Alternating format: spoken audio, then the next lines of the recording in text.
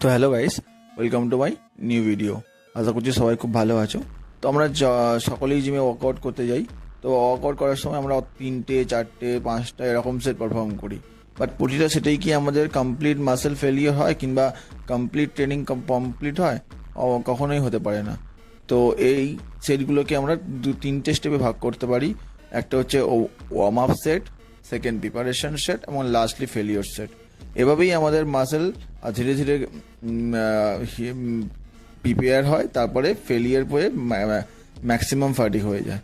তো আমরা যদি এটাকে ডাম্বেল কার্ল এক্সারসাইজের মাধ্যমে এক্সাম্পল ধরি, তো প্রথমে ওয়ার্ম আপ সেট আমরা 7.5 কেজি দিয়ে পারফর্ম করলাম।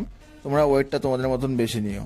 এটা থেকে 12 থেকে 15টা র্যাপ করলাম। এখানে আমাদের ফেলিওর হবে না, জাস্ট মাসেলে ব্লাড ফ্লো বাড়বে, জয়েন্ট মোবিলাইজ হবে এবং কন্ট্রোল আসবে মাসেলের উপরে।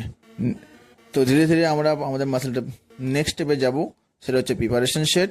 এখানে আমরা ওয়েটটা অল্প একটু বাড়াবো। আমি এখানে 10 কেজি ডাম্বেল নিয়েছি। এখানে আমি 8 থেকে 10টা পারফর্ম করব। এখানে আমাদের নার্ভাস সিস্টেম খুব ভালো অ্যাক্টিভ হয়ে যাবে, মাসেল খুব ভালো ওয়ার্কিং করবে, মুভমেন্ট ক্লিন হবে, বডি সুইং করবে না এবং পারফেক্ট ওয়েতে আমাদের 10টা রেপিটেশন চলে আসবে। এর ফলে আমাদের মাসেল কমপ্লিট প্রিপেয়ার ম্যাক্সিমাম ফাটিকের জন্য। লাস্টলি আমাদের ফেলিওর সেট আসবে, যেটা আমাদের অ্যাকচুয়াল ওয়ার্কিং সেট হবে, যাতে আমাদের মাসেল ডেভেলপ হবে। এটাতে আমরা আরও একটু ওয়েট বাড়িয়ে নেবো যদি আমাদের ইজি হয় প্রিপারেশন সেট। তাহলে এখানে আমাদের পসিবল স্ট্রিক্ট ফর্ম থাকবে, ক্লিন র্যাপ আসবে, কিন্তু ইজি হবে না, আমাদের একটু হার্ড লাগবে এবং তখনই বুঝতে হবে আমাদের মাসেল ফেলিওর হচ্ছে।